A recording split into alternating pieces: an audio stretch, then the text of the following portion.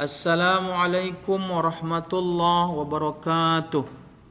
Alhamdulillah wassalatu wassalamu ala Rasulillah wa ala alihi wa ashabihi wa mawala amma ba'd. Pertama dan paling utama, mari kita bersyukur kepada Allah Subhanahu wa taala yang telah melimpahkan rahmat hidayah dan karunia-Nya kepada kita sehingga pada pagi hari ini kita dapat melaksanakan kegiatan belajar mengajar walaupun pembelajaran jarak jauh. Anak-anak Bapak yang Bapak cintai, yang dirahmati Allah Subhanahu wa taala, tetap semangat ya nak, karena menuntut ilmu itu adalah fardu ain, wajib bagi setiap muslim dan muslimah. Anak-anak Bapak yang dirahmati Allah, sebelum kita mulai pembelajaran, mari kita berdoa. Berdoa dimulai. Alhamdulillahi Rabbil Alamin, wassalatu wassalamu ala ashrafil anbiya'il mursalin wa ala alihi wa ashabihi ajma'in. Allahumma aghnina bil ilmi wa zayyina bil hilmi wa akrimna bit taqwa wa jammilna bil afiyah wa la hawla wa la quwwata illa billahil aliyyil azim. Rabbana zidna ilman warzuqna fahman wa amalan salihan. Rabbana atina fid dunya hasanah wa fil akhirati hasanatan wa qina adzaban nar. Walhamdulillahi rabbil alamin. Anak Bapak yang dirahmati Allah Subhanahu wa taala, adapun pembelajaran kita hari ini yaitu tentang penyembelihan hewan kurban. Adapun kompetensi dasarnya menjelaskan tata cara penyembelihan hewan, menjelaskan ketentuan akikah dan kurban, memperagakan cara penyembelihan hewan akikah dan hewan kurban. Adapun tujuan pembelajaran kita hari ini agar siswa dapat menjelaskan pengertian, syarat-syarat, hal-hal yang makruh, dalil nakli dan tata cara penyembelihan hewan. Kemudian yang kedua, agar siswa dapat menjelaskan ketentuan akikah dan kurban. Lalu apa itu pengertian kurban? Kurban menurut etimologi berasal dari kata qarraba, artinya dekat. Sedangkan pengertian kurban menurut terminologi artinya ibadah dalam bentuk melaksanakan penyembelihan binatang tertentu atas dasar perintah Allah dan petunjuk Rasulullah dengan harapan dapat mendekatkan diri kepadanya. Lalu apa hukum daripada kurban? Hukumnya sunnah muakkad. Kemudian pengertian akikah. Akikah secara etimologi berasal dari kata aqqa, artinya membelah dan memotong. Sedangkan pengertian akikah menurut terminologi artinya ibadah dalam bentuk melaksanakan penyembelihan binatang ternak sebagai tanda syukur atas anak yang baru lahir. Adapun pelaksanaan akikah itu hukumnya sunnah muakkad.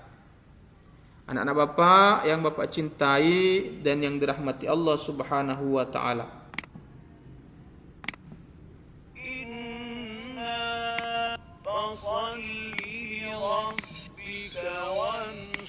Adapun dalil nakli tentang kurban. Di dalam Quran surat Al-Kautsar ayat 1 sampai 3 Allah berfirman, Bismillahirrahmanirrahim. Inna a'tainakal kautsar fasalli lirabbika wanhar inna syani'aka huwal abtar. Yang artinya sesungguhnya kami telah memberikan kepadamu nikmat yang banyak, maka dirikanlah salat karena Tuhanmu dan berkurbanlah. Sesungguhnya orang-orang yang membencimu dialah yang terputus. Anak Bapak yang dirahmati Allah Subhanahu wa taala. Lalu dalil nakli tentang akikah. Di dalam hadis Rasulullah sallallahu alaihi wasallam bersabda, An Samurah radhiyallahu anhu anna Rasulullah sallallahu alaihi wasallam qala kullu ghulamun murtahanun bi aqiqatihi tudbahu anhu yawma sabihi wa yuhlaku wa yasamma. Rawahul Ahmad wa Tirmidzi. Yang artinya setiap anak itu tergadai dengan akikahnya yang disembelih pada hari ketujuh, dicukur rambut kepalanya dan diberi namanya. Hadis riwayat Ahmad dan Tirmizi. Anak-anak Bapak yang dirahmati Allah Subhanahu wa taala. Kemudian bagaimana tata cara penyembelihan hewan?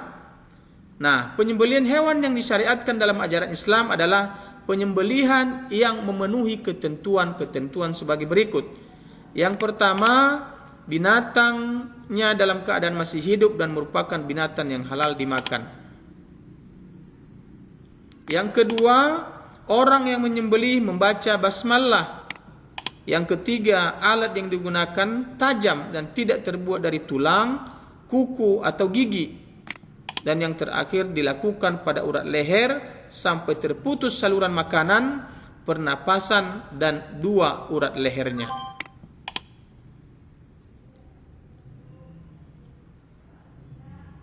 Nah, adapun ketentuan hewan kurban, jenis binatang yang diperbolehkan untuk dijadikan kurban adalah yang pertama, unta yang sudah berumur 5 tahun. Yang kedua, sapi atau kerbau yang sudah berumur 2 tahun. 3, kambing yang sudah berumur 2 tahun. Dan yang keempat, domba atau biri-biri yang sudah berumur 1 tahun atau telah berganti gigi. Catatan, 1 ekor unta atau sapi boleh dikurbankan oleh 7 orang dan 1 ekor kambing dikurbankan oleh 1 orang.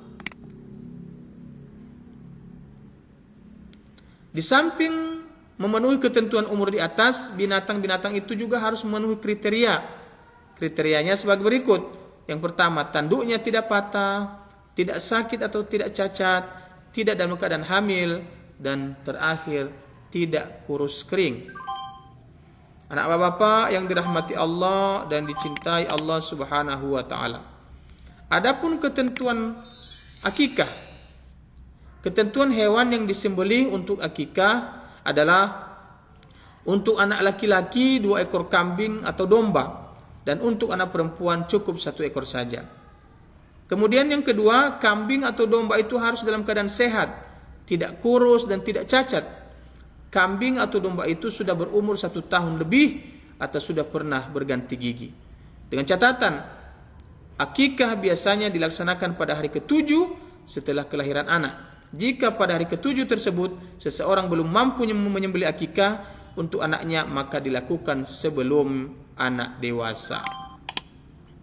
Anak-anak Bapak yang dirahmati Allah Subhanahu wa taala, itulah penjelasan tentang